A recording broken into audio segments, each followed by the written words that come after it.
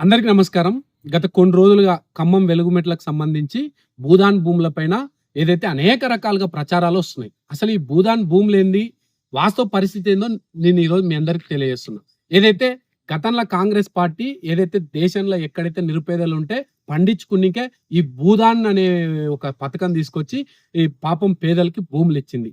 అటువంటి భూమిని BRS party గతంలో 10 సంవత్సరాలు పాలించింది గదా!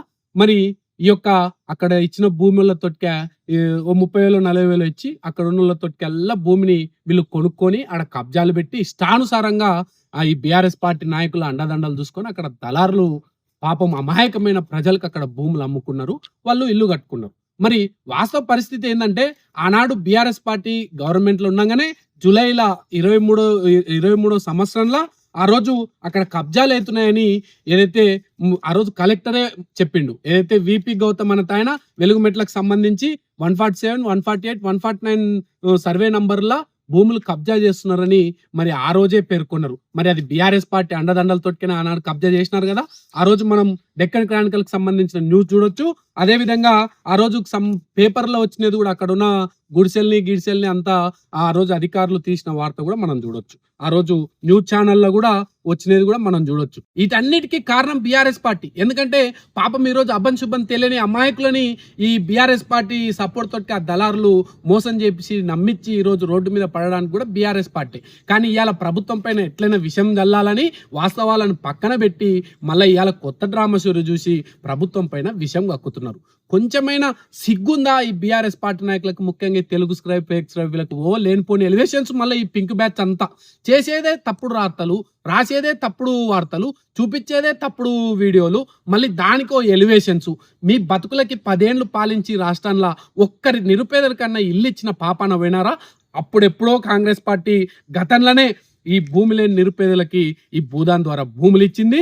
మళ్ళీ ఇప్పుడు ప్రజాప్రభుత్వం వచ్చిన తర్వాత ఇందిరమ్మ ఇండ్లు కూడా వచ్చింది. ఏదైతే పాపం మీరు ఇప్పుడు మోసం చేసి వాళ్ళు రోడ్డు మీద ఉన్నారు కదా, వాళ్ళకు కూడా ఈ నెల 15వ తారీఖు లోపే ప్రతి ఒక్కరికి కూడా అర్హులందరికీ కూడా ఇందిరమ్మ ఇల్లు ఇవ్వాలని ఈ యొక్క ప్రభుత్వం, ముఖ్యమంత్రి రేవంత్ రెడ్డి గారు పేర్కొన్నారు. ఖచ్చితంగా వాళ్ళకి న్యాయం చేస్తారు. కానీ ఇవన్నీ పక్కన పెట్టి బీఆర్ఎస్ పార్టీ వాళ్ళు ఎట్లయినా ప్రభుత్వం పైన విషయం జల్లాలా, ఏదైనా మనకు దొరికిందే చాలు.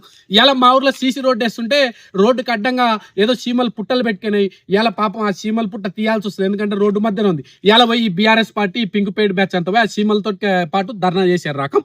ఇట్లాంటి లుచ్చ బతుకుతున్నారు వీళ్ళు. వీళ్ళందరికీ నేను ఒకటే చెప్తున్నా, తెలంగాణ రాష్ట్ర ప్రజల గమనించాలా. 10 ఏళ్ళుల్లో వీళ్ళు నిరుపేదల్ని మోసం చేసినారు. ఒక్క ఇల్లు ఇచ్చిన పాపానికి లేదు. ఇట్లాంటి అమాయకులని మన హైడ్రా ద్వారా అనుకోండి, లేకపోతే ఈ బఫర్ జోన్ల భూములకి వాళ్ళే సపోర్ట్ చేసినారు. ఇట్లాంటి భూములకు కూడా ప్రభుత్వ భూముల్ని ఎక్కడ పడితే అక్కడ కబ్జా చేసినారు. మళ్ళీ ఇవాళ ప్రభుత్వం ఆ భూములు వెనక్కు తీసుకునే ప్రక్రియనే పేదలకి కడుపు కొట్టే పార్టీ కాంగ్రెస్ పార్టీ కాదు. ఖచ్చితంగా ప్రతి ఒక్కరికి న్యాయం చేస్తుందని కూడా ఈరోజు ప్రభుత్వం పేర్కొంటుంది. ఏదైతే తెలంగాణ రాష్ట్ర ప్రజలు కూడా వాస్తవాలు తెలుసుకోవాలని నేను మీ అందరికి వచ్చి ఈరోజు వీడియో చేస్తున్నా. ప్రతి ఒక్కరు కూడా గమనించాలా. ఇట్లాంటి ఫేక్ పార్టీ వార్తలు, అదేవిధంగా ఫేక్ పార్టీ బీఆర్ఎస్ పార్టీ మాటలు, అదేవిధంగా ఈ ఫేక్ యూట్యూబ్ ఛానల్స్, ఈ హ్యాండిల్స్ మాటలు మీరు నమ్మొద్దని అనే విషయం కూడా మీ అందరికి తెలియజేస్తూ, జై హింద్, జై తెలంగాణ.